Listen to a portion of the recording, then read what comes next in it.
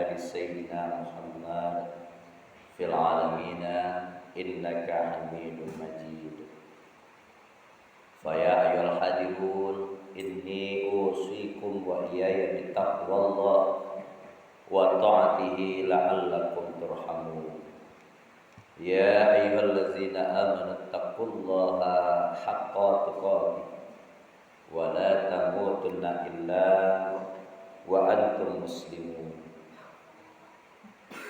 فاسمعوا قول الله تعالى في القرآن الكريم: أعوذ بالله من الشيطان الرجيم. بسم الله الرحمن الرحيم. فليضحكوا قليلا وليبكوا كثيرا جزاء بما كانوا يكسبون. Sadaqallahul Aliyyul Azim. Puja syukur kehadirat Allah Subhanahu wa taala yang senantiasa melimpahkan rahmat dan karunia-Nya kepada kita semua. Alhamdulillah, dengan itu semua, dengan rahmat Allah, nikmat Allah, karunia Allah, dapat kita berkumpul di masjid yang kita cintai ini dalam rangka berubudiyah kepada Allah. Berangkat dari situ kaum muslimin rahimakumullah, semoga semua kita yang hadir ini selalu dimudahkan setiap urusan oleh Allah Subhanahu wa taala. Sungguh pun datang kita dari bermacam arah, sungguh pun datang kita dari bermacam problem dan masalah, namun Allah satukan dalam satu rumah Allah untuk bermunajat dalam rangka melaksanakan salat fardu Jumat. Lain dan tak bukan tentunya bersyukur kepada Allah Subhanahu wa taala. Nah, maka daripada itu kaum muslimin, mari kembali kita pertegar niat kita pasang kembali niat kita. Innamal a'malu binniyat. Jangan mau kalah kita. Jangan mau hilang niat yang tulus ikhlas lahir dari lubuk hati kita yang paling dalam oleh pengaruh setan laknatullah. Apapun yang akan kita lakukan selagi niat kita lillahi ta'ala akan bernilaikan di sisi Allah Subhanahu wa taala. Semangat kita terus Bapak kaum muslimin. Mudah-mudahan apa yang kita kerjakan tadi belum tuntas, selesai bermunajat kepada Allah setelah ini mudah semua urusan kita. Amin ya rabbal alamin. Salawat dan salam di baginda Nabi Muhammad Rasulullah sallallahu alaihi wasallam. Allahumma shalli ala sayyidina Muhammad wa ala ali sayyidina Muhammad. Bapak-bapak, saudara-saudaraku kaum muslimin, sidang jamaah Jumat rahimakumullah. Dewasa ini kita selalu disibuki dengan bermacam aktivitas. Akhir-akhir ini kita selalu disibuki dengan bermacam-macam kegiatan. Memang itu salah satu motivasi tujuan kita hidup kalau dilarikan secara duniawi adalah bekerja.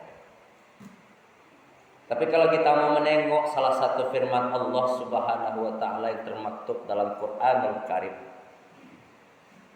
Allah sampaikan dengan nyata-nyata manusia itu diciptakan bukan untuk bekerja saja.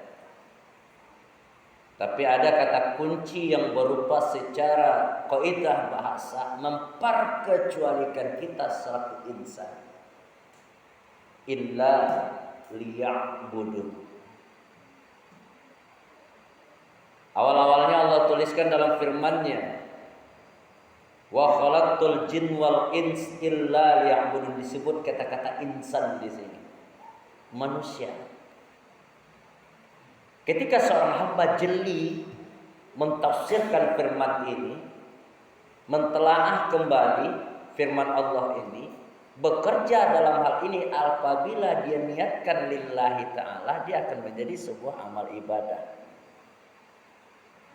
Contoh, selaku kepala keluarga berangkat pergi dari rumah pagi, dengan tujuan mencukupi kebutuhan keluarga, memasang niat tulus dan ikhlas ketika berangkat diberangkati dengan kajian dasarnya, ilmunya, bismillahirrahmanirrahim. Ya Allah, ya Tuhan, aku berangkat meninggalkan keluarga aku ini. Memohon kepada Allah, lindungi aku tinggal ini ya Allah. Tidak lupa ada niat. Kemudian dia berangkat dengan kaki kanan, itu sebuah ibadah. Bapak kaum muslimin rahimakumullah, tapi kita jangan lena saja dengan hal perkataan seperti ini. Setan pun gak bakalan tenang tidur bagi kita. Dia akan selalu menggoda kita dari bermacam celah. Dia akan cari kawan sebanyak-banyaknya. Setan kok nak pernah lalu, nak pernah ngantuk, nak pernah bosan, malah kita yang sering ngantuk dibuatnya gara-gara kerja. Inilah bentuknya. Untuk itu perlu kita semangat kembali dalam rangka mencari maghfirah Allah yang seluas-luasnya, dalam rangka menumpukan tabungan seluas-luasnya.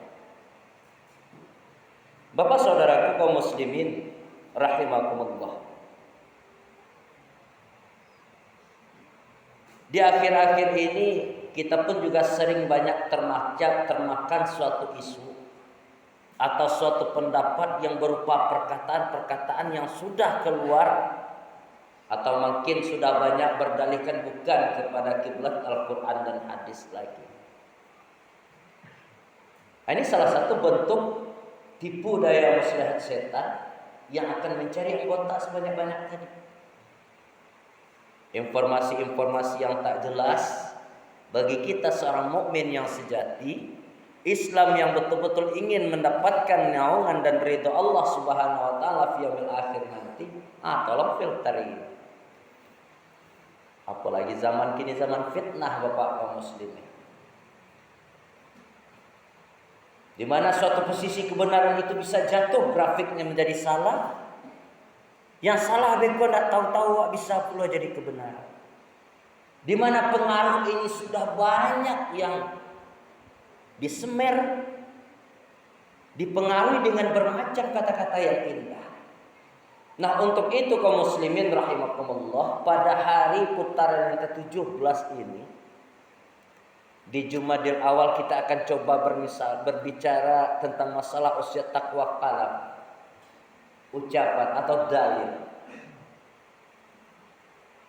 Kok iya wawa ingin mencari sebuah kebenaran atas dasar kita seorang mukmin yang sejati Bapak ya. Sebenarnya ada dua. Sebenarnya ada dua kalam itu yang gak bisa terbantahkan oleh apapun bentuknya. Kecanggihannya, iptekkah namanya, gak ada yang bisa membantahkan. Ada dua kalam.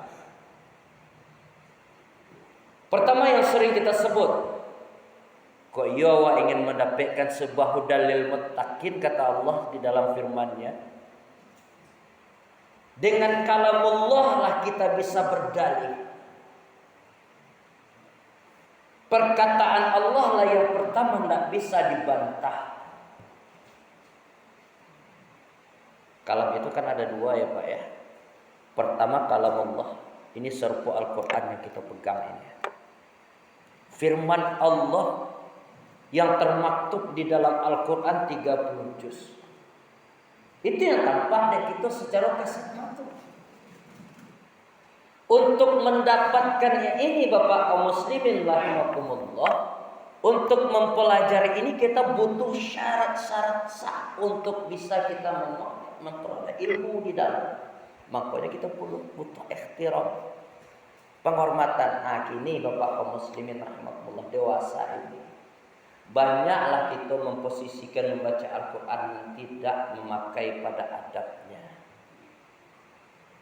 Kalau kita beraja sezaman orang isu, anak-anak wak misalnya dalam beraja, nampak karate Al-Quran, ya nak tulisan-tulisan Allah, tulisan-tulisan Al-Quran, dia jangan guru wak tu. Enak ambil karate itu.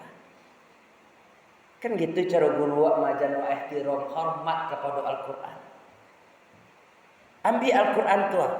tinggian kalau ndak baka. Apa tujuannya? Jangan diinjak ayat-ayat Allah dulu. Tapi kini ndak. Akulah tugas kita Bapak Saudara kaum muslimin rahimakumullah. Bahkan anak kita sendiri sudah banyak mentafsirkan laki bu masuk umurnya dewasa seenaknya aja megang Al-Quran ini tanpa ada ragunya. Nauzubillah. Pak hati-hati go Pak. Anak kita, anak awak di rumah kemenakan awak di rumah, inyo gadih ke gadang lah tibo masuk. Tibo masuk di nyo ndak bisa megang Al-Quran, tahu-tahu masuk ke dalam masjid dipegang saja Al-Quran tambah ada yang nerang. Nauzubillah. Ada dasarnya di sini kaum muslimin rahimakumullah. Di sela-sela waktu yang kosong khatib ngajak nanti silakan buka surat Al-Waqiah ayat 82. Di situ Allah nyata-nyata terangkan jangan membaca, mempelajari, menyentuh Al-Quran kalau kita tidak dalam keadaan suci. Illal mutahhar, kecuali orang yang bersih dalam hal ini. Nah, di situ lah makasih tadi gaya pentafsiran kita bermacam-macam. Kita pernah temukan di lapangan hal seperti ini. Itu kali Al-Quran terjemahan Pak Ustaz. Nah, contoh dia jawab seperti ini. Kan Quran terjemahan, tidak apa-apa. Oke. Kalau memang itu sebuah dalil merupakan akal yang sehat bagi Anda. Ketika Anda tidak dalam keadaan berhalangan, silakan pegang Al-Quran ini. Sekarang, coba dengarkan perintah. Buang Al-Quran tadi talok dewa. Itulah kira-kira bahasa. Ya tidak mungkin Pak Ustaz. Seperti itulah kira-kira keadaan dirimu. Yang menyatakan diri kita hari ini tidak suci itu bukan Buya, bukan Pak Ustadz, bukan guru, tapi Allah yang nyata dalam hal ini. Kenapa kita harus berdalih kepada hal yang tidak-tidak? Apa contohnya ini maksudnya? Jadi cara mencerna dalam khusus kandungan Al-Quran kaum muslimin rahimahullah ada 20 model. Al-Quran itu ada yang disebut dengan mahkamat. Yang kedua ada mutasyabihat. Yang pertama ada bisa Al-Quran kita terima sesuai nalar logika manusia. Kita jalankan kalau itu berupa perintah. Tapi kalau seandainya tidak bisa kita terima di akal logika wa utak manusia namanya Bapak jangan dipasuan. Contoh ayatnya itu peristiwa Isra dan Mi'raj itu jangan coba-coba oleh siapa profesornya demikian itu apa cah kepada orang sudah. Ini kuncinya. Kembali kita ke dasar kaum muslimin rahimakumullah. Kalamullah yang tidak bisa dibantah. Untuk mendapatkan mempelajari itu kita butuh adab. Salah satu adabnya mutahhid. Kita suci. Yang kedua baru lahir adalah menghadap kiblat. Pelajaran segetek tadi itu jangan lupa Pak. Bapak selaku anak, ayah dan anak di rumah. Mama dek kemanakan, kakek dek cucu, coba aja dari ini. Itu adalah semacam pesan yang berantai. Kalau ada nampak anak awasa dan beraja Al-Quran, support ya. Tunjukkan adab-adab nan elok. Kita mengaji dulu di masjid di surau baca ronyo. Dalam keadaan duduk basimpuh, mohon maaf ya Pak ya. Cek guru angke Al-Quran tunak. Jadi pabian setelah tak di lantai kuasa saya kedudukan tinggi Al-Quran di kuawa di maras ihtiram awak. Ini kata-kata yang remeh kedengaran, tapi itu malah mulai kurang kini ke Bapak kaum muslimin. Jadi wajar anak awak lambe pandai baca Al-Quran. Wajar generasi-generasi kita kalau ditemui melalui survei, mohon maaf, ada 75% generasi muda kita tidak kenal dengan Al-Quran. 75% Pak tidak bisa baca Al-Quran. Nah kalau diadu ya Pak yang sentiang kori-kori dulu, betapa bodohnya generasi kita hari ini. Tapi kita nggak cukup berjuang sampai di situ. Melalui pesan suara ini, melalui di atas mimbar ini, ayo kerja semua Anda. Bak cando tungku tiga sejarangan tali tiga sepilin baru di sini. Nangka di jarang tadi kokoh tagak. Kan jadi itu nak Pak. Itu tentang tata cara, tata tertib kita di dalam mengajak anak biar kenal dengan Al-Quran. Kalau tidak kalau itu ada caranya. Tidak taluk di guru musajid sedobak. Nak taluk dek para garing, nak taluk dek para ustaz kalau tidak kita yang campur tangan dalam hal ini. Jadi dalam membaca Al-Quran berhati-hatilah kita mentafsirkannya. Berhati-hatilah kita untuk mempelajarinya. Memang kita disuruh mewajibkan malah Allah dalam belajar apalagi Al-Quran. Tapi bukan berarti meremehkan untuk mendapatkannya. Ada suatu kisah. Imam Asy-Syafi'i dulu itu kan adalah salah seorang ulama yang termasyhur. Ulama yang hebat. Umurnya baru 8 tahun hafiz Quran. Suatu kali lompat mulutnya nih secara tidak sengaja kepada gurunya. Dia melapor kepada gurunya. Wahai guru, syakautu ila waqi'in su'a hifzin. Fa arsadani tarkir ilal ma'asi. Kece ini kepada gurunya, bahasa awaknya. Guru, ambo payah mana dalam segi hafalan, padahal dah hafal Al-Quran. Tapi mungkin dalam hal ini ada maksud yang lain, kata beliau. Ini apa kisah yang kita ambil pelajaran di sini? Silahkan kita terapi nanti. Kita cerna. Yang disampaikan Imam Asy-Syafi'i kepada gurunya Imam Malik ini, payahnya menepian ilmu. Padahal gurunya ini sendiri tahu adalah Imam Asy-Syafi'i ini adalah murid yang cerdas. Dengan cerdas pula gurunya menjawab, fa'arsadani ila tarkil ma'asi fa'akhbarani alma nur wa nurullahi la yutali'as. Kece cek guru Imam Syafi'i. Kenapa engkau sulit di dalam masalah hafalan? Karena engkau adalah orang yang tidak suci. Bi'anna ilman nur. Karena ilmu-ilmu tadi itu adalah cahaya, kata Allah. Ditutup dengan jawaban yang terakhir, wa nurullahi la yuhdal li'asi. Jadi papa, abang-abang udah kalau payah dengan hafalan kok kalimat cambuk untuk awak mungkin. Ba'amu kok payah hafalan awak, ba'amu kok payah anak awak payah untuk menepikan pelajaran di pengajian. Karena nur itu, ilmu itu adalah nur, dia tidak sadar. Wa nurullahi la yuhdal li'asi. Cahaya Allah tadi itu tidak kaingguk kepada orang yang banyak dosa, yang banyak maksiat. Nauzubillah. Itu kuncinya, Pak.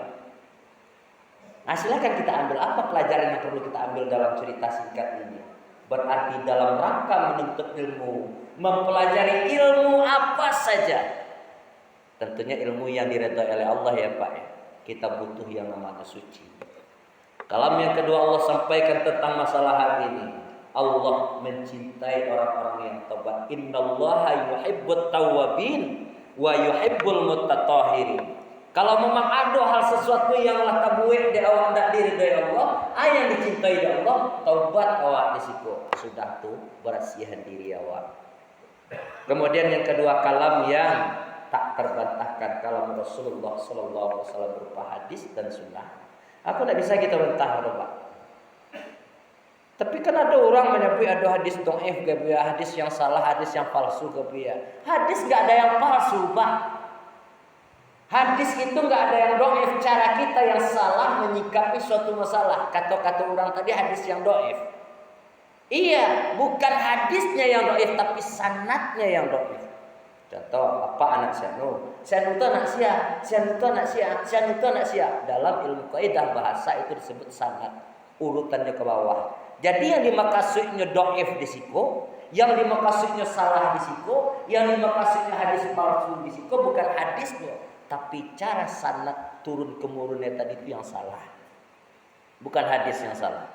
Nah, untuk itu kaum muslimin rahimakumullah, di kesempatan hari ini kita benahi kembali dalam permasalahan berbicara, dalam permasalahan kata, supaya awak tidak salah-salah. Allah ajak kita, kembalilah kita kepada Al-Quran dan sunnah, kemudian ijma' para ulama. Mudah-mudahan dengan cara begitu selamatlah kita hendaknya dalam mengarungi pulau yang penuh dengan fantasi ini.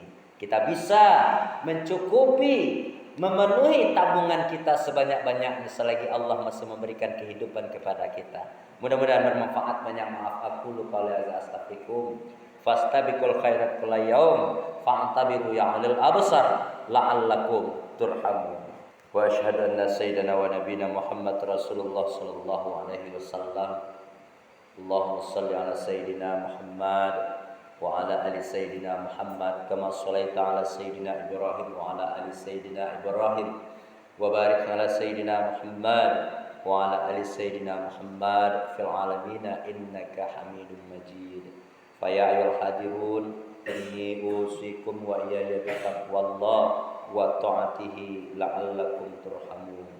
Ya ayyuhallazina amanu taqullaha haqqa tuqatih wa la tamutunna illa wa antum muslimun.